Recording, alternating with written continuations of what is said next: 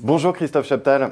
Bonjour. Vous êtes consultant spécialisé entre autres en marketing, directeur du cabinet en stratégie et organisation CCEA et je vous reçois aujourd'hui pour décrypter la stratégie d'Apple avec le lancement de son nouveau produit, l'Apple Watch. C'est une montre connectée qui permet l'accès à une multitude d'applications un petit peu comme un smartphone. Alors déjà, ce qui surprend dans ce cas, dans ce lancement, c'est qu'Apple n'est pas le premier à se lancer dans la montre connectée. Ça n'a donc rien à voir avec le lancement de l'iPod, l'iPad ou l'iPhone.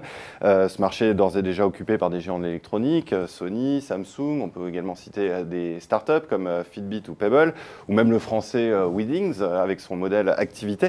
Alors, à votre avis, première question, est-ce que ce retard d'Apple peut lui être préjudiciable? Je ne pense pas, pour une raison assez simple, c'est que ce marché est en cours d'organisation. Par conséquent, la prime au premier entrant, pour moi, ne me semble pas consistante. Ce qui me paraît important sur ce type de marché, c'est, je dirais, l'élément de référence que vous amenez. Autrement dit, votre capacité, effectivement, à porter une offre structurée, homogène, utile. Et on pourra en rediscuter d'ailleurs dans le cas d'Apple. Sur le lancement en lui-même, comment est-ce que vous analysez le lancement de ce produit par Apple? Quelle est sa stratégie? Sur quel levier marketing la marque à la pomme s'est-elle appuyée? Moi, je suis assez surpris de la façon dont Apple a lancé Apple Watch. Parce que si on regarde par le passé la façon dont Apple travaillait, c'est-à-dire en utilisant deux leviers de façon extrêmement maîtrisée, que sont d'une part l'émotion suscitée par une offre et d'autre part la valeur d'usage, c'est-à-dire en fait le réel bénéfice consommateur et non pas le contenu technologique, lorsque l'on reprend la thématique de l'Apple Watch, on s'aperçoit que si l'émotion était très bien jouée, beaux produits, belle finition, gamme large, positionnement prix intéressant, lancement très bien organisé avec de l'attente et une restriction des volumes pour susciter l'impatience du consommateur, donc tout ça est très bien joué. Par contre, la valeur d'usage, je ne la comprends pas. Je ne vois pas très bien ce que Apple propose en définitive. Mais alors pourquoi est-ce que Apple s'est lancé sans avoir défini au préalable cette valeur d'usage qui était omniprésente finalement dans les derniers lancements? Oui, c'est surprenant. Le sentiment qu'on peut avoir, c'est que Apple a évidemment perçu le potentiel extraordinaire du marché du connecté en général, s'est dit qu'il ne pouvait pas être absent et que finalement, il serait peut-être bienvenu de lancer une offre, pas totalement structurée, mais qui permettrait aux consommateurs de se positionner par eux-mêmes. Ce qui est assez étonnant de la part d'Apple. Alors Apple a quand même deux atouts majeurs, c'est la puissance de sa marque et puis la puissance de son réseau de distribution.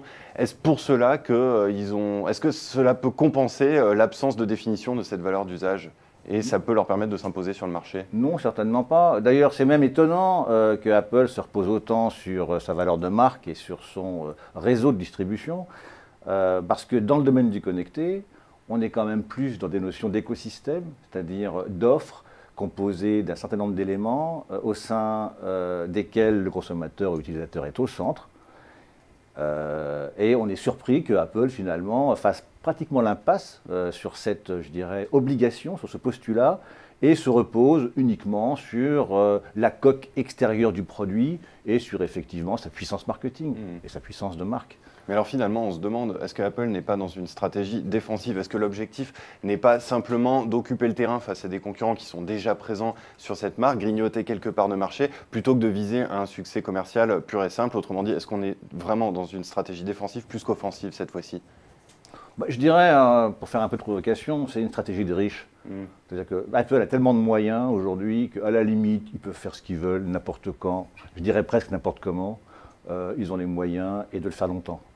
Cela dit, et de se planter aussi? Oui, certainement, sans aucun problème. Ils ont une telle réserve de cash que de toute manière, ça ne serait pas préjudiciable à leur état de santé. Par contre, je pense que ce genre de gymnastique à répétition peut être préjudiciable à la marque et puis surtout préjudiciable à une politique de prix élevée qui a toujours été l'apanage d'Apple.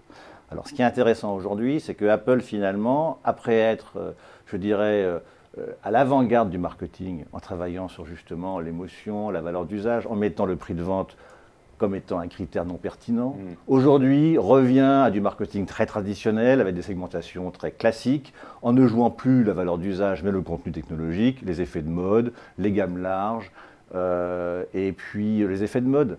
Donc c'est un espèce de renversement total de valeur que je ne comprends pas. Je ne comprends pas. Alors qu'est-ce qu'on peut attendre d'Apple dans les prochains mois, prochaines années pour pour que cette marque impose son Apple Watch au marché? Bah, je dirais de façon un peu prétentieuse et directe, pardon, à Apple, mais reprenez-vous. Vous avez été à l'avant-garde du marketing, à l'avant-garde de la valeur d'usage.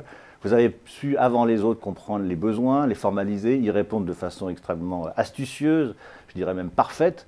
Et aujourd'hui, vous faites comme les autres, du marketing traditionnel, dans lequel finalement la valeur d'usage n'est plus le critère essentiel.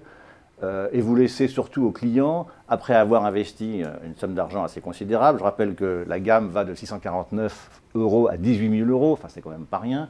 Donc Apple laisse au client le soin de se positionner et de décrire son besoin. Mais ce n'est pas au client de décrire son besoin, c'est à Apple de proposer au consommateur un univers cohérent, structurant, engageant et surtout qui soit le référentiel du marché du connecté à l'avenir. Ce qui avait fait son succès jusque-là. Bien sûr. Et aujourd'hui, ça n'est plus le cas. Donc, incompréhension de ma part. Eh bien, Christophe Chaptal, merci de ce décryptage. Donc, effectivement, une stratégie un petit peu étonnante d'Apple avec l'Apple Watch. Merci. Merci.